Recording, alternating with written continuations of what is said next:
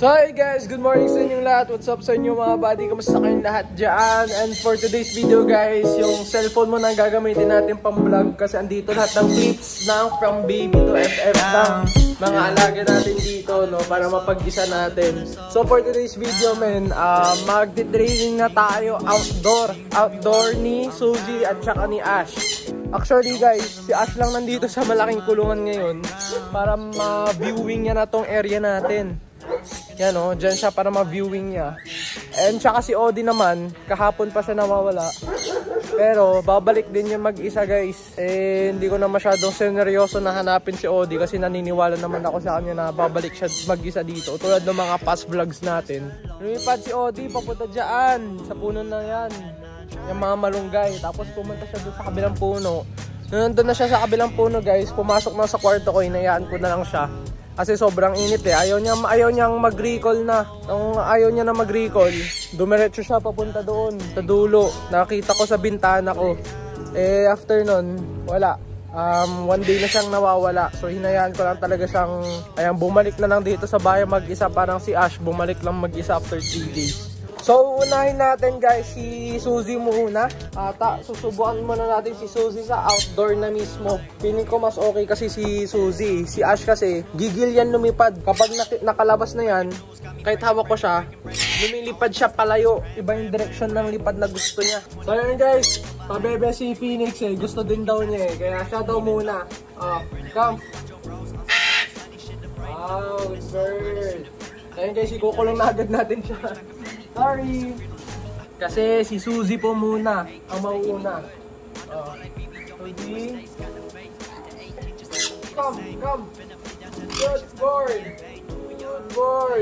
What if ibato ko na to sa bubong guys? Try ko kang ibato. Joke. Ayan Suzy, viewing tayo ha. Dito tayo sa outdoor mag-training. Okay? So ayan guys, yan yung perch. Tapos dito tayo sa silong. Ayan, para matuto sila kapag sakaling mag-free flight na sila sa urban, alam nila paano mag-descending papunta dito sa ilalim ng bubong. Sana gumana itong sinasabi ko sa inyo. Ayan, good bird. Viewing muna tayo. No leash. No leash. What is leash? I don't use leash. I don't use GPS. Pag nawala, babay na. Joke. Ayan guys. Kukuha din tayo ng GPS guys. Pag nawala na talaga, baby ro lang. Hindi, mahal kasi, pero bibili naman talaga ako. Antayin nyo lang. So ayan, uminit na. Tawagin na natin, come. Good bird! Sana all guys, may videographer, no?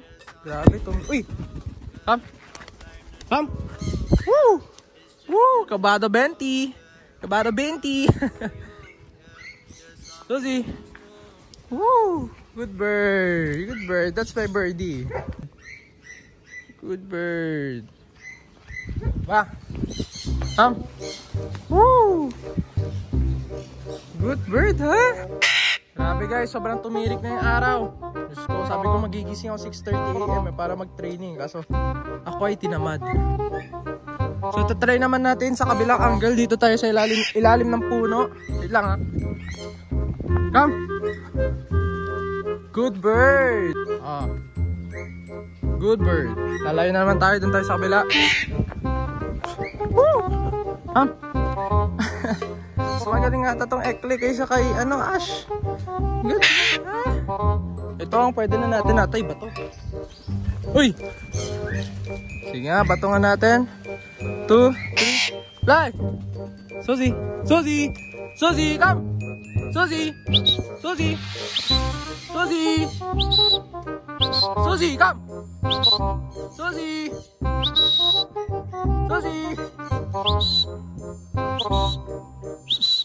Suzy! Suzy!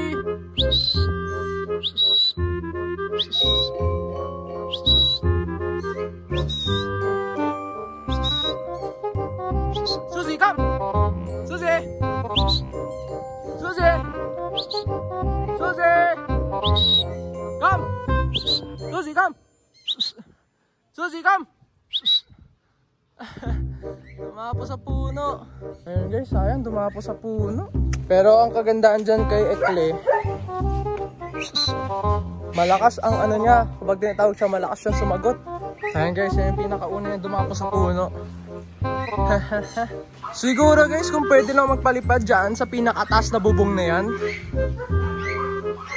baka successful yan. At ayun na guys, stuck na siya dyan. Saan na ba siya? So ano guys, ito naman sunod natin, si Ash. Ash, the Flybyers. Ash, ikaw din? Molting na si Ash, oh. Molting na siya, oh. Ayan guys, ito naman si Ash, hindi ko siya ibabato. Yan lang natin siya, recall. Ayan guys, outdoor training, Ash. Ash, come! Good bird. Ash, come! Okay. Good bird. You're doing good. Step out. Mila. Okay. Ash, come. You're doing good, huh? Oh. Ash. Good bird. Ash. Come, Ash.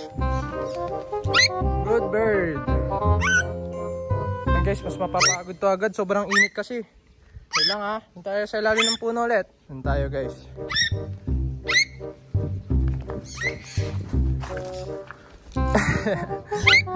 Good bird. Ash! Come Ash! Good bird. So ayan guys, last na yun. Kukulong ko na siya. I'm scared na eh. I'm scared na guys eh. So ayun guys, yun lang po muna training natin dito kay Ash.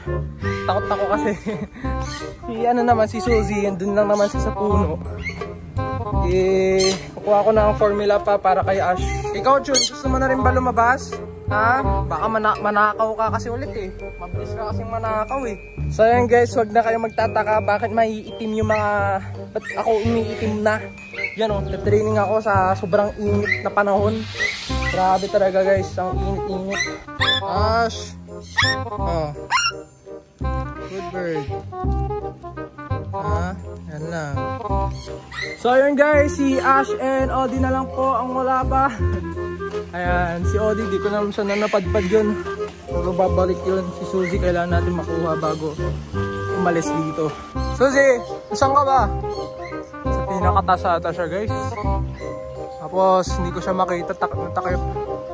Ayun guys, narinig ko na rin si Ash. Bigla siya sumagot dito sa recall natin na to. Na pala si Odie yung nandun lang, sumasagot na. So ayan na guys, stuck na siya dyan. Di na alam kung paano umalis dyan. Doon ka na.